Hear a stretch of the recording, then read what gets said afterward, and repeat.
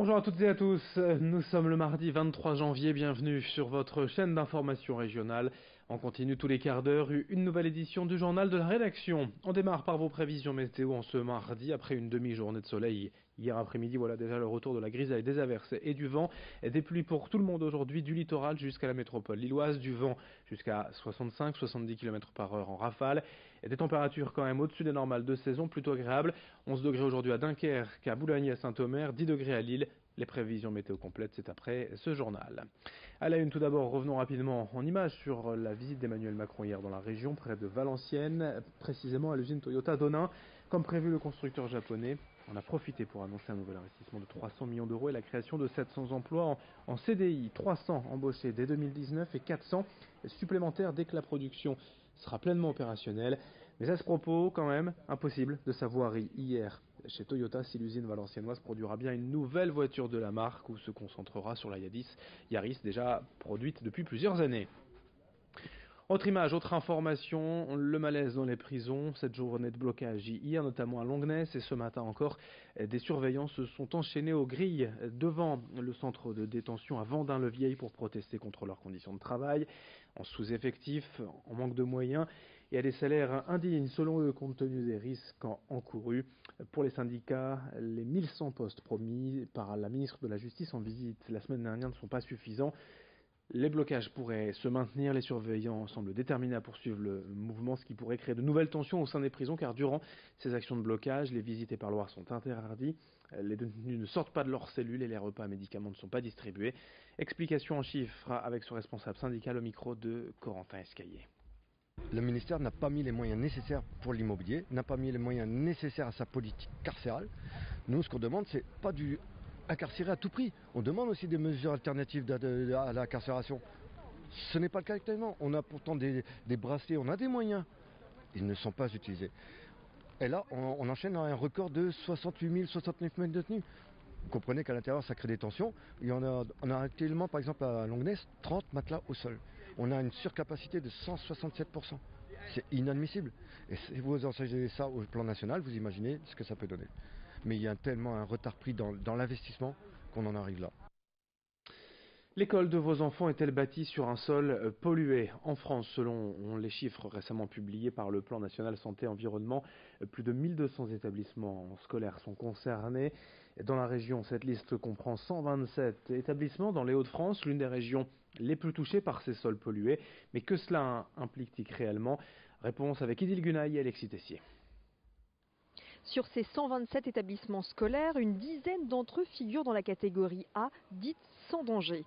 Dans la catégorie B, qui rassemble les sites à surveiller, on compte 79 établissements. Du coup, 21 établissements classés dans la catégorie C présenteraient des risques dans notre région, à Lille, la Madeleine, Roubaix-Tourcoing, mais aussi à Dunkerque ou encore Coudekerque-Branche. Alors à quel type de pollution ces établissements sont-ils exposés ? Principalement, c'est la présence de plomb en forte quantité qui a été détectée dans l'eau, l'air et les sols, mais aussi des hydrocarbures. Dans notre région, cette pollution s'explique par le passé industriel et la présence pendant des décennies d'usines de métallurgie, de filature, de teinturerie ou encore de fonderie. Reste maintenant à savoir ce que comptent faire l'État et l'ARS, l'Agence régionale de santé, pour limiter les conséquences de cette pollution. Selon l'association Robin des Bois, qui s'est battue pour rendre publics ces diagnostics, les réponses tardent. On ne dit rien. On prend des petites mesures en douce. On n'avertit pas les parents d'élèves. C'est de l'hypocrisie. Notre métier, c'est de lancer l'alerte, de faire la transparence et de faire en sorte que tous les parents, maintenant qu'ils sont en capacité d'être informés, se rapprochent des directeurs d'école ou de crèche et demandent communication du diagnostic d'abord et demandent ensuite quelles mesures ont été prises pour pallier aux anomalies et aux risques sanitaires. Et si vous souhaitez consulter la liste des établissements scolaires contrôlés près de chez vous et leur diagnostic, je vous renvoie sur le site de l'association www.robindesbois.org. Dans ce journal, également évoquons l'appel aux dons du Secours populaire afin d'organiser, comme chaque été dans la région, l'accueil d'enfants de Tchernobyl. Depuis 1991, en effet, des familles nordistes accueillent bénévolement ces jeunes vivant dans les zones irradiées par la catastrophe nucléaire. Mais cette année, ce programme d'accueil pourrait ne pas avoir lieu faute de financement. Les frais annexes de transport, environ 250 € par enfant, étaient auparavant en effet pris en charge par l'association et les subventions publiques via la région. Mais les budgets, vous le savez, ont été restreints et il manquerait entre 25 et 30 000 € pour organiser correctement ces voyages de centaines d'enfants cet été.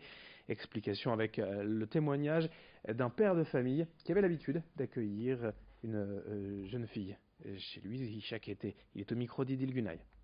Ce qui est intéressant de savoir quand même, c'est que cet accueil-là permet un lien important avec la région de Mogilev en Biélorussie, puisque par exemple le français est toujours enseigné à l'université de Mogilev. Et il y a des liens qui restent entre les familles, et y compris des enfants de cette région viennent faire leurs études en France, et notamment à l'université de Lille 3. C'est devenu vraiment un lien entre notre région et la région de Mogilev, et un lien qui devient y compris un lien d'échange économique, voilà, puisque aussi les enfants quand ils viennent, c'est aussi des enfants qui découvrent notre région, qui parlent de notre région, qui parlent de la France, et qui donnent aussi une bonne image de notre région. La musique pour terminer avec le clip de la semaine, en association avec la radio Métropolis et notre amie Emma Carlier. Cette semaine, on parle d'un retour, celui de Kylie Minogue. L'Australienne revient avec un 13e album, Golden, album beaucoup plus personnel. Elle parle de ses histoires d'amour, ses rencontres.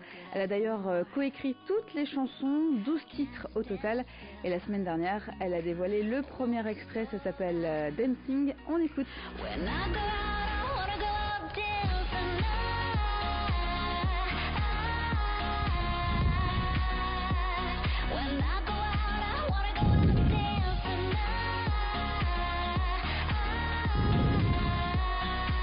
Sonorité légèrement country, refrain plutôt électro.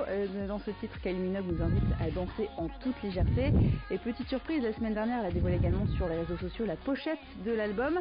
Pour les fans, l'album sera disponible le 6 avril prochain. Et puis il est déjà disponible en précommande sur le site de Kylie Minogue et également sur toutes les plateformes de téléchargement. Et sur le site internet de la radio Métropolis. Et également merci Emma pour ces infos. Merci à vous de nous avoir suivis. Dans un instant, vos prévisions météo. L'actualité continue.